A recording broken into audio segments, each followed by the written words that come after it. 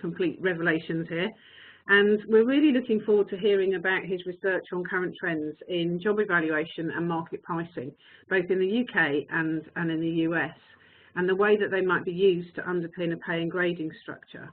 So from our clients at Innecto, Duncan, we've been seeing a lot of challenge around the requirement to have market information and being able to use market data when setting price levels within, or sorry, pay levels within a business. But at the same time, there's this conflict or concern about just going to market pricing when the gender pay and equal pay agenda is so high. How can we marry those things? That's really what we're after you explaining to us today. So the plan is that we'll be discussing Duncan's research for about 25 minutes. We can take questions as we go along. So on the WebEx, you will be able to see a Q&A box. If you type your questions in there, Duncan and I can both see them and we can answer questions as we go. Before we start, there's just a couple of notes. Please can you mute during the discussion? So if you haven't already muted, please could you do that on the WebEx? And as I said, you will see a Q&A box on the screen to ask any questions. So we have got our time at the end, but we will ask as we go along as well. So don't be shy. You know, if there's something that's interested you or you want more information on, then go ahead and ask us the questions. At the same time, if you do get any technical issues while you're listening, if you let us know on the chat, we can see that. So if you let us know, we'll be able to try and help you resolve it. So let's get going.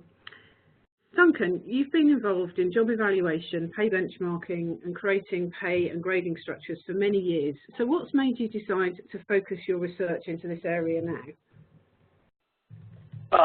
Good question. I think it's the sort of difficult combination of circumstances we're facing at the moment, Deborah, where, I mean, typically I think what I found over my career is that one or other tends to dominate. There are either a lot of concerns with internal fairness and equal pay or whatever, or there's low unemployment and it's all about market issues. And I think you and I have both over our careers supported employers tending to be a pattern one way or the other.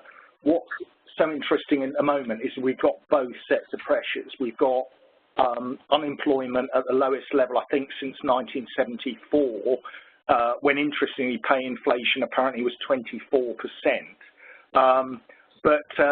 We're now in a situation where pay increases are relatively low still, although they are edging up. But fairness seems to be a very critical area. If you look at the CIPD survey of sort of reward strategy goals, fairness has really shot up with the gender pay reporting requirements, as you said, and with now we'll be getting the pay ratio reporting, which the US has had for a year. And trying to combine those two, I think, has always interested me. And like you've kind of got your head down in client work a lot of the time. But it was actually two jobs I've had in the last couple of years for pay review bodies. One was looking at, they do a review of their methodologies every 5 years, and we did 2 of them. And the most recent was for doctors. And I mean, it's really saying, what should you pay doctors? There aren't loads of companies you can go around and compare doctors' rates and survey them and set the rate like that. And they're also not very easy jobs to evaluate through job evaluation. And it's almost quite a philosophical question, really, about what should you pay doctors. And it was that really got me going back to, hang on a minute, how are we setting rates of pay here and managing them? And after that work, then you go and look at the way a lot of private sector companies are doing it, and you kind of say, hang on a minute, how robust is that, either in terms of the sort of market pay methodologies, or increasingly in terms of the sort of simplified or no job evaluation. Yeah, I mean, we're certainly finding that with clients. And what would you say that the sort of current practice that you've discovered is in terms of the research that you've done? Well, I think the way that, if you look at the CIPD reward management syllabus, it tends to be set out that what you do is, it's 3 steps. It's measure the jobs, evaluate them, get your pecking order. Secondly, do your market pay, stick pay numbers on those, and thirdly, adjust them over time. And the first two of those have become very intertwined as the market's got so dominant. And of course, there are whole sectors, major pieces of financial services, fast-moving sectors, where pretty much you've got, I think we called it in the LeBlanc's term I love in the article, US academic, extreme market pricing. So, yeah, that's it.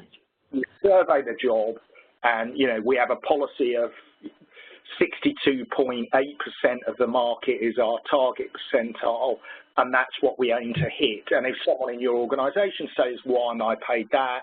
You say, because that's what the market pays.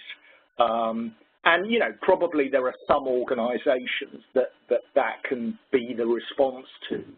But I think most organisations have got situations in which they've got jobs they can't match in the market, or they get a dissonance between what the market says a job's worth and what they feel it's actually worth. Well, I think the other practical problem is the issue. Yeah, and the practical problem is for a lot of organisations, I think, that they don't want to be market pricing every job, because spot pricing just is time consuming, and you just get into an endless round of people coming back and saying, I think the market's moved for my job, can you reprice it? And you're just going down a road that no one wants to go down, and that therefore leads to coming up with some sort of grading structure where you accept that not every job will be perfectly priced, but it's more pragmatic and workable. But obviously the problem with that is that if you've got an underpin of job evaluation, sometimes those things don't correspond. So sometimes an internal value of a job and the market don't necessarily sit comfortably together in a grading structure, and then you get sort of outliers. So what's your experience been of how companies are starting to think about marrying those two things? Well, again, the sort of traditional route was if a job is worth more in the market than you value it internally, you put in place market supplements. And most organisations have got those to some degree, but I think the question comes as one of the universities I've been working in recently, where you've got a large number of jobs with some quite significant supplements, which you generally, I mean, it varies a bit, more public in the public sector, more open in the public sector, but quite often they're not revealed. So in effect, you're not really communicating, and your whole structure in the end can be brought into question. So interesting as well, I think, has been, as you say, the demands of the admin demands means we all love our online systems now and administration, but they hide a lot of the thinking now. You know, it's quite interesting that with the folks in their first and second jobs that I do for CIPD courses that I teach, that if you ask them, you know, what system do you use, they'll say, oh, global grading or JobLink or Innecto or whatever. But if you say, okay, you know, what goes into the market matching, or what goes into the job evaluation if they use a job evaluation underpin, and most of them can't tell you. It's kind of hidden away, you know, and someone in those systems is making judgments about who are we matching with, what are the criteria we're using to measure jobs, but people aren't aware of it. Yeah, and I think, I mean, I think from my experience, and I know we've got a big audience listening, and some of you might bristle a bit at this, but from my point of view, sometimes when market matching, I talk to clients and I say, where are you matching, and what's your pay strategy? And they say, oh, it's median. And I say, what does that actually mean, and where are you median against? And they can't tell me. And therefore, you know, for me, the word median often is a proxy for lazy, because you haven't really thought about who is our market, where would we hire people from, where would we lose people to, and zoned in a bit, you know, focused in the arrowhead on where is our real market. So I think if you want to move away from job evaluation as an underpin and use market matching, it has to be good quality market matching. It can't be sort of flabby and a bit lazy in terms of what you're doing. Have you found that, Duncan? Yeah, and I exactly, and you know, quality providers like yourselves on both the JE and the market data, you know, they're going to spend the time with their clients, making sure the matches are good, making sure the job's compared. But the fact is that the sort of time and resourcing pressures a lot of HR departments are under mean they do it a lot quicker than that, and they're just matching on job titles essentially.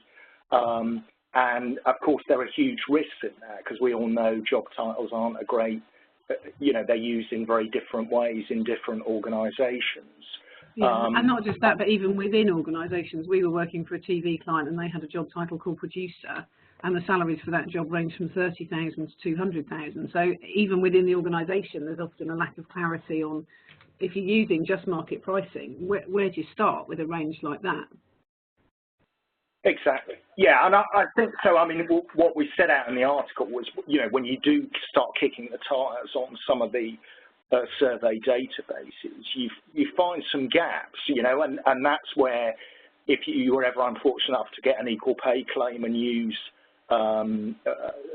market as a defence, case law has gone both ways on that. And broadly, if your market data is strong and you've got good justification, it's more likely to be a defence. But some cases have clearly found that's not the case. It's rubbish data, the matches haven't been done, etc. And so what we set out in that article is really there's a spectrum from, that lovely term, extreme market pricing to extreme job evaluation. And probably most of our organisations are somewhere in between. We need to reflect what the market pays, but we want to reflect our own sense of importance. One of the charities I work with, they deliberately pay their shop managers a bit above their general market position because they think theirs are a bit more demanding, and it's just a critical role for them. Interestingly, it's a female-dominated role as well, so it helps them to address their gender pay gap. But they're consciously making that decision, and I think, as you always advise, I know there's no right or wrong on this. It's a question of what makes sense for you, and are you able to deliver that? And it's really getting folk to think, where are we on this internal, external spectrum, and what's the best use of job evaluation and market data to deliver it? Because Michael Armstrong and I wrote a book. This was a follow-up really for a book we wrote for CIPD, New Dimensions in Pay Management, about 2002, 2003. To some extent, we were calling the end of job evaluation, and of course it hasn't gone, but the reasons for using it have changed, and now it's very much about, a defence really, a risk management. But I think it can be used much more positively to say, what's important in our organisation? What are we rewarding for? Because if you're trying to determine how to pay a doctor or a soldier, which was what we did in those exercises for the pay review bodies, you've got to ask those questions because there's no, equivalent employing organisations out there. And I find that as well in the private sector. Sometimes we'll have people coming to us and saying we can't find a market match for this particular job. We're working with a client at the moment that does broking of air travel. So, football teams need an aeroplane to take them to Russia. They call them up and they're saying we can't find any market matching on that. And I'm saying, because you are the market. There's only one or two companies that do this, so therefore you can't. And then, back to your earlier point, that throws you back on some sort of levelling or grading system to be able to say, well, where does that feel fair in our organisation if we haven't got the backup or the sort of mental, comfort blanket of being able to go out to the market and check what we're paying. So in terms of what you're saying, if I just summarise what I've heard so far, you're saying that on the one hand, and you're particularly seeing this in the States, you've got this sort of extreme market pricing which relies on quite heavily detailed understanding of the market and making sure that you're using the right set of data for your organisation. And on the other hand, and I think this is often in the UK, particularly more seen in the public sector, you've got extreme job evaluation where almost the external world is not mentioned and it's just about the internal level of jobs. And I think what we're coming to is this sort of sweet spot where we marry and underpin a grading structure with some sort of job evaluation, but at the same time I heard you say that from an equal pay point of view, you can't just rely on market pricing unless you're doing it thoroughly and you've got an audit trail and you can really point out where that might sit. And I don't particularly want to go into the retail case, as the Sainsbury's Next case that's ongoing, but there's even a doubt in there where market pricing, where there is justifiable market pricing for those sales assistant roles, but because it's a female-dominated environment and the warehouse roles are male-dominated, really the tribunal are starting to say you can't rely on market data in those circumstances, and that has concerned a lot of clients. So I think what we're hearing is it's a complex and piecemeal environment and not easy to come to a resolve on. And the other thing I've noticed in the private sector is that there is a resistance, not so much from the HR professionals, but from management in general around job evaluation. They just generally see it as, we don't want to do that, we don't want to be the civil service, we don't want to rely on a very, very structured and detailed job evaluation system. What else can we do? And I guess that's where your research started to take you, was where can we go with this? What are the options, and what are your findings that you want to express out there to the people listening? So in terms of your solution, or Duncan, or your sort of sweet spot, what did you come to as a pragmatic solution? Yeah, I mean, I think the research pretty much supports the sort of practice that advisors like you are working on, Deborah, which is these sort of intermediate approaches where you're using some form of simplified evaluation. The terminology varies, classification or whatever, but you're essentially grouping jobs together and describing those types of jobs in terms of what are the characteristics of jobs at this level, and you're not going into all the detail of points factor evaluation. You may have that as an underpin. Some of the systems we've done, you've got that, so if there's any whiff of equal pay or a dispute over a new job, you can pull out the detail, but most jobs you slot against those descriptions. And the other advantage, I think, of that is it allows them different functions to, if they want more detail, to underpin. We've seen a lot of job family pay structures.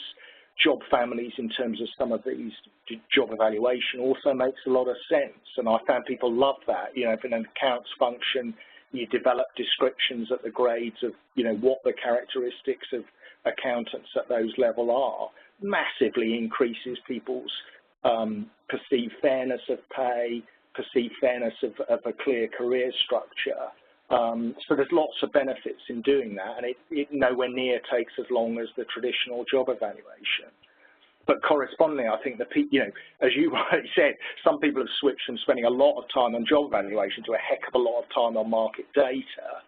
And I mean, the circularity that suddenly struck me, you would think was pretty obvious, but when writing that article, was ultimately, if you say to people, how do you get effective matching in market surveys? What do most of them say? What do all the big global databases say?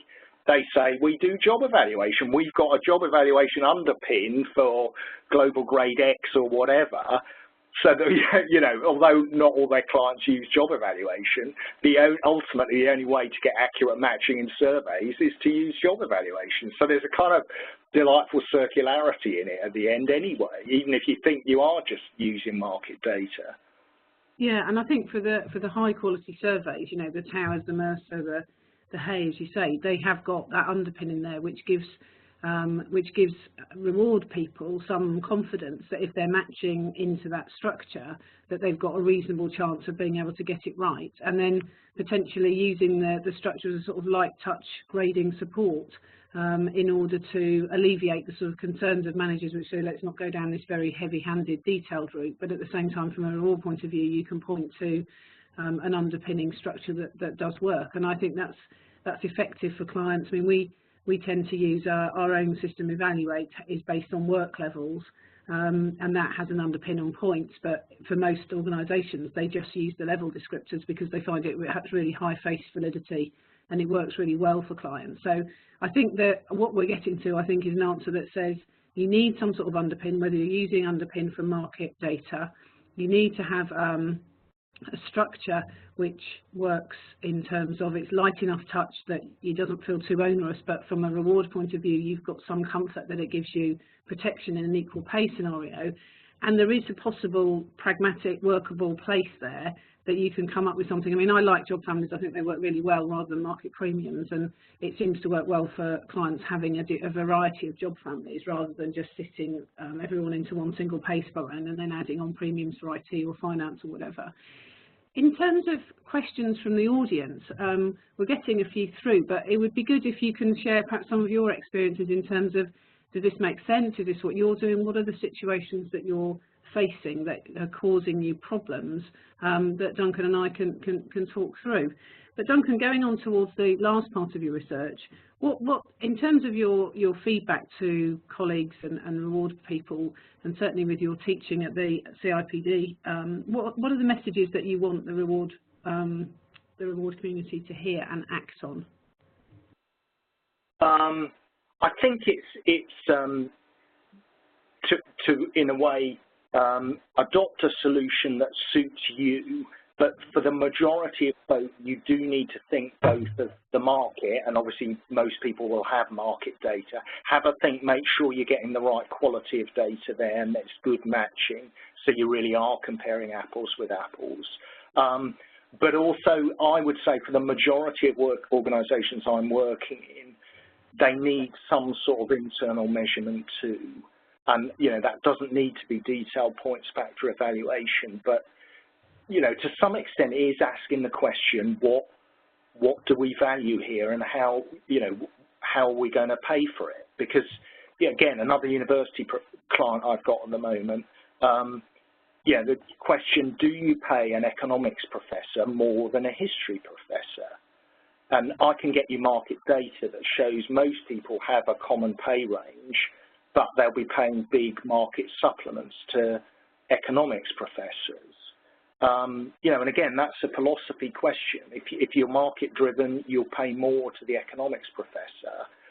But, you know, if you see yourself perhaps, you know, do we want our kids, how do we feel about sending our kids to a university where the history professor gets paid less than the economics professor? That's a social question, really. And there's no right or wrong answer to that. You need to get your senior team engaged and say, you know, how are we going to address that? What do we want to do? And that's where the, you know, that's where the real value add of reward professionals is, I think. Okay, it's selecting the right system, getting the right market data, but it's really getting the organisation to say, how do we pay and reward in a way that suits our values and really supports what we are as an organisation and what we're trying to achieve.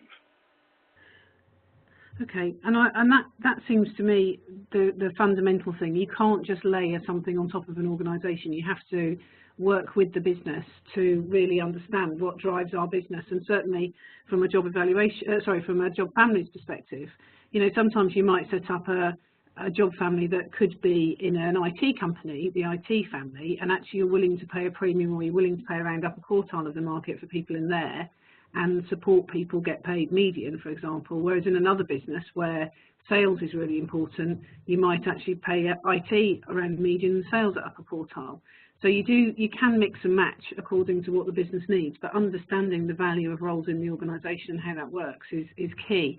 And the other point I just wanted to sort of extrapolate a little bit more, just expand on a bit, is that the whole thing about equal pay defensibility obviously occupies people's minds a lot. You know, the gender pay thing has been brilliant in bringing some of these issues right to the top of the agenda, not just for the HR team, but also for the business. And I've appeared at a lot of boards talking about gender and equal pay.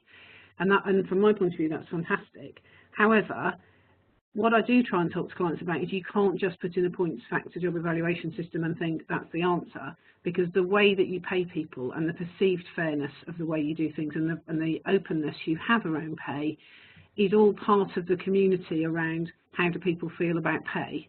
And if you just stick in a points factor and you're still not paying people fairly, it won't give you protection. It's not the sort of all-in-one solution. And I think sometimes organisations don't recognise that their whole pay practice has to be fair and considered, and you have to be able to prove that you are paying people fairly, and pay rises are managed effectively through the year, not just at pay review, and that your starting salaries are linked to market and not just what the person was on previously. So there's a whole range of things that support pay fairness, which isn't just about grading and job evaluation. Would you agree with that? Yeah, and I think the move to much more market-driven approaches reflected that there was, certainly in large UK employers, there was an overly bureaucratic and restrictive approach to internal job measurement and managing pay, which which most of them have broken out of.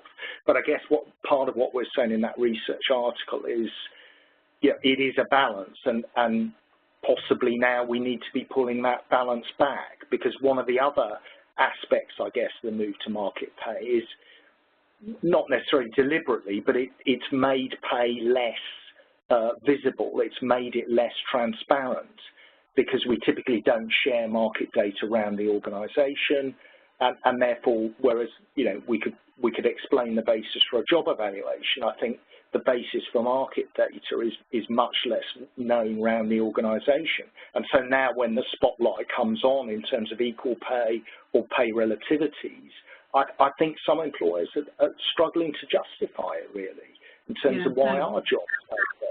Yeah, and we all know, you and I have both worked for market, for large global consultancies, and we all know we had clients who would buy data from 3 of them and submit the highest. The figures are different, and it's really, I think, that awareness that's really important. Yeah, I mean, there is no answer, because if there was an absolutely right answer, it would be called the answer and everyone would follow it. So it is, as you said, there's no right or wrong, it's finding what works for your organisation. Duncan, one of the questions that's come up is, were there any surprises in your research? That's good. That's a really good one. I think I think the big surprise is really, the ongoing surprise has been how job evaluation has been so resilient, because people have been calling for, that it's going to die for at least 20 years, and yet it is resilient. I think that's probably been one of the surprises for me, is just how it has endured. And if anything, we're seeing, I was just reading the CIPD's reward survey, and yeah, I mean, job evaluation is really alive and well. But I think what it's also seems to be doing is the kind of move that Michael and Armstrong and I wrote up in New Dimensions in Pay Management in 2002, which was saying, it's going to go heavily to market pay, job families, etc. I think that's probably run its course, and as well as more job evaluation, I think, broad banding now, however that's happening, we're seeing narrower ranges coming back, because for a number of reasons, but I think one is to be able to justify differences, because there's more external pressure to show fairness and to justify, and that's right, because we know, from staff engagement and motivation, that fairness is a really key consideration. If your staff don't think pay is fair, they're not going to be as engaged, whatever you say about market data. Yeah, I think that taking employees with you helps to bake in the fairness around that. And we've got another question, which, if you thought the last one was difficult, this is a really difficult one. So a question from Jessica, which is an excellent question. So she's really asking for advice in terms of, how do you manage when you've got an area that you want to drive as part of the strategy of the business and invest in, but then you can see that this is going to create risks of inequity due to the demographics in comparison areas of the business. So I think what she's talking about is, if you decide you need to invest in perhaps IT, but you can see that potentially that's going to impact a male-female division, or you might be less comfortable across perhaps a regional area. That's a really sort of knotty question that I think reward people face all the time. So, Duncan, you go first, and I'll think of an answer while you're answering. Yeah, it's like any question, isn't it? God, you don't want to go first. No, that's a great question, and again, I think it's that's where our skills as reward professionals are really coming in, because I don't think there is a generic answer in that. And of course, the general IT premiums have been around for many years. But I think that the traditional responses have been, well, you do need to invest in that area, and so paying a market premium or explaining that is important. And clearly, if it's in a different location, if it's in a different part of your organisation, then that's going to be easier than if people are sitting right next to each other, at the moment. But yeah, I think I think market supplements allow you to do it to a degree in part of an organisation or part of a business, and they give you that flexibility. But over time, I think you just fundamentally have got to answer the question, you know, is it that important to us that we're going to invest in it and we're going to reflect the pay in it and give it a premium? And if it does, probably what we want to do is separate that out and reflect that separately. But you know, be making sure in the meantime that we're able to have a read across in the organisation and justify that difference using survey data or wherever. But a lot of you're probably the same, Deborah, a lot of the equal pay and gender pay briefings I've been doing on the last year, there was I got a couple of case studies at each of our briefings, and in each case it was kind of, we've been making real progress on gender pay, and then suddenly IT hire in a load of senior males, you know, which really has a negative effect on the gap. And you know, that the reality is we need people and we need to keep them. I think the other aspect of it to me is internal development versus external recruitment.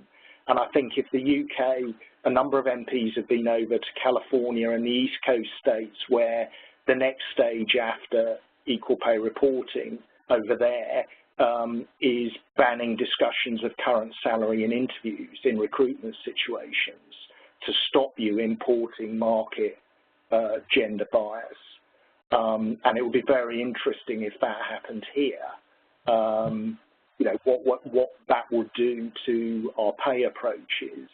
But I think there's certainly evidence. You know, I don't see organisations saying, oh, you know, paying what would be a different approach to paying 50K for a market premium for a male high-level programmer. You know, if we took 2 junior programmers and really invested in their development, could they be as good in 18 months, 2 years' time? Would they be more loyal to our organisation because we've made that investment rather than just having to buy in?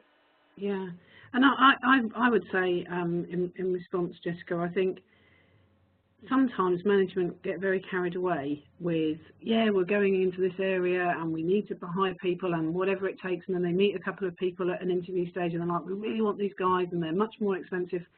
I think there is also a role for us to be able to show market information and to be able to not put the brakes on, but just provide a backdrop that says, well, we can hire this person on 60,000, but the market rate is more like 48. So what's he really going to be doing that's worth that premium? And you know, can we look to find somebody at the right level? Because as we all know, if you hire people in on very high salaries, the problem is that either the job isn't what they thought it was going to be, so they leave because they've been oversold what the job is, or alternatively, they are frustrated and other people around them start saying, well, he's on this much money, why aren't I being paid the same? And you just create this level of discontent within the business around it. So it's a really big decision, particularly as Duncan said, if you've got people sitting side by side, I think to bring people in on vastly different salaries. And if people in the business are really worth that, so if they're already doing the job and they're worth it, you know, you need to look at how much it will cost to uplift that area overall, not just new hires, because, you know, it will come out in the wash. People will get to know how much they're being paid. So I just put a bit of caution and go back and say, we understand it's an important area, we understand you want to invest, but let's just be really clear about what we're trying to do and what the potential outcomes might be. It's a great point. An HR director friend of mine, he said his role at the moment is for HR to be the stop and think department. Yeah, you know, no, and it's quite brave at the moment with the pressures we're all facing to just say that, stop and think. But I think that's very much the situation with a lot of these cases where you see these immediate premiums. I'm helping one organisation that's suffering from an organisation that's decided to expand and is paying very high pay, and that's impacted pretty badly on the turnover in my client. But one of the things I'm saying, you know, is have a think about, you know, if we do put temporary measures in place, what are they going to look like in 2 years' time?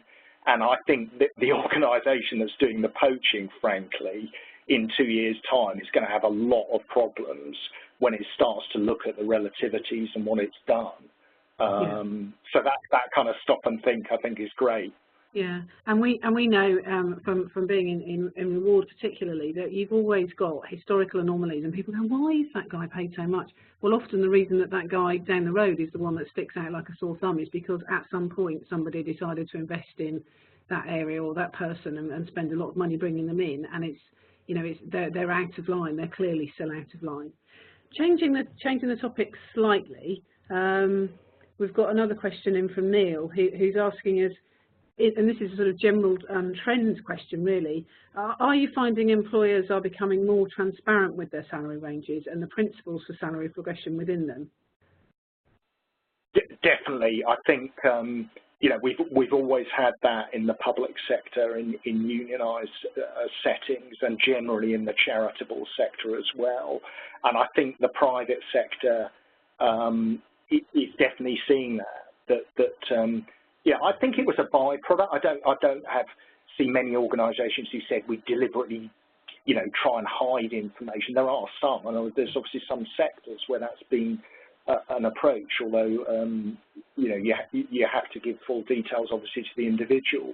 But I think now, from the kind of regulatory risk management perspective, employers recognise we are going to have to explain this externally, and if we're going to do it externally, you probably found it on the gender pay, that initially all the discussions you had with communications were about the external audience. And so I would kind of say, yeah, but what about your internal audience, particularly your female employees? What are you going to say to them? And I think, this is critical. But also from an engagement point of view, I think, how can you convince people that their pay is fair if it's not transparent? It's really hard. Yeah, I would agree. I mean, I think we went through a lot of companies wanting to be more sort of closed with pay and just telling people what they earned or what the people around them earned, in terms of a grading structure. But I think there's an inescapable tide around transparency. We've seen gender pay, we're seeing market ratios between workers and CEOs.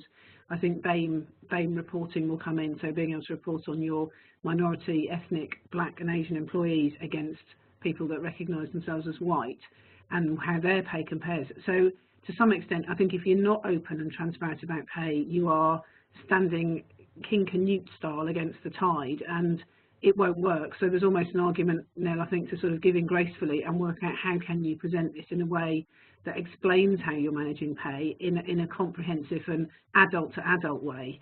One of the things that I think often about pay is that it's still very paternalistic. It's, we know what's right for you and pat you on the head and run along, little boy, whereas actually the world around pay needs to change to a more adult conversation, which is, this is what we think is a fair rate in our company, company X, for an accountant, and that's what we're going to pay you. And I think that changes the dynamic in the organisation. It becomes more collaborative and less, I'm not happy with my pay, because you're being more straightforward about the principles. So I would definitely agree with Duncan. There's a real trend towards transparency. We've got another question from David around, I'll go first on this, Duncan, just because I've seen it, and obviously I've been thinking about it for a second while you're answering the other one. So David's question is, how do you incorporate items such as tenure, past performance, previous experience and so on into job evaluation and market review?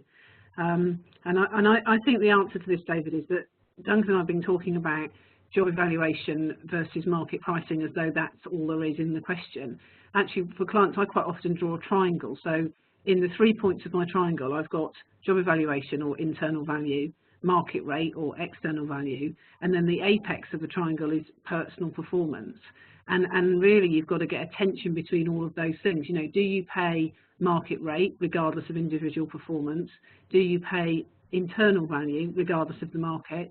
Or do you try and come to a sort of alliance where you say, we recognise that there's a slider here and a range around the salary that we're willing to pay for the job, and for sustained high performers, we're willing to pay upper quartile. So it might be that you end up with a pay range that has median as its anchor in the middle, but you know that the top of the range towards the edge is probably more like upper quartile. But obviously that assumes that you're not working in a sort of incremental environment where everybody ends up at the top of the pay grade if they stay long enough. So changing your pay grades to talk about mid-market, and then towards the top end you might talk about premium pay for premium performers.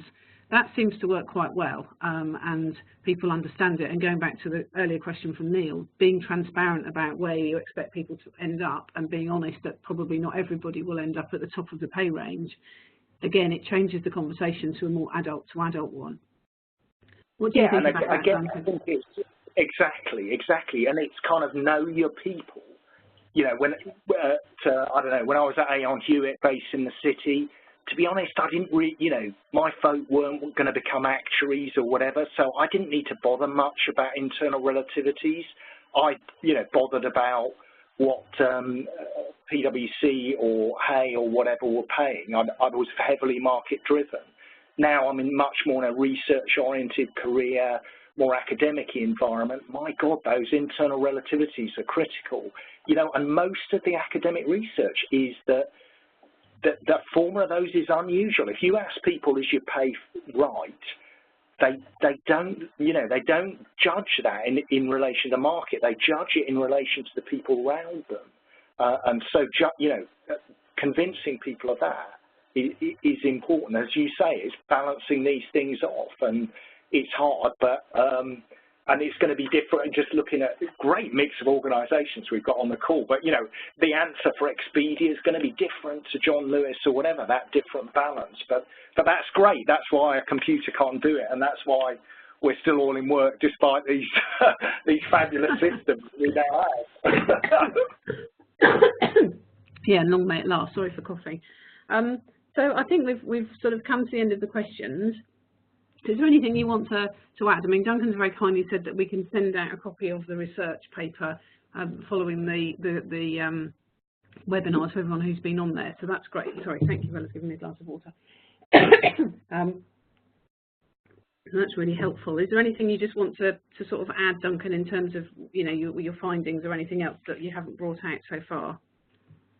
No, I mean, you summarised it well with your triangle. That's the one I'd have up on your wall, is keep that triangle up there. And also, you know, although to some extent market practice is important and market rates are important, most of the research is that it's best fit, not best practice. We need to design stuff that suits our organisation. So, you know, have a look at what the market's doing, etc. But as Jessica said, you know, and ask that question, what do we do about that area we're investing in? Do we give it a lead or short term? Do we give it a lead permanently, or don't we give it a lead? That's, you know, it's us to be asking those questions and giving the right answers and solutions. Oh, that's brilliant. That's been really interesting and certainly helpful for me. It's clarified some thoughts that I've had, and thank you very much, everyone, for the questions that you've asked. It's expanded the discussion quite a lot. So from Innecto, this is the last one of our spring webinar series. We're taking a break over the summer, and we'll be back in September. The first one is booked for the 21st of September, and you'll be getting a message from Ella to invite you to that. So look out for details nearer the time, and have a great summer, everyone, and we'll see you then. Thanks, Duncan. Again, that was brilliant, and bye, everybody. Have a great weekend.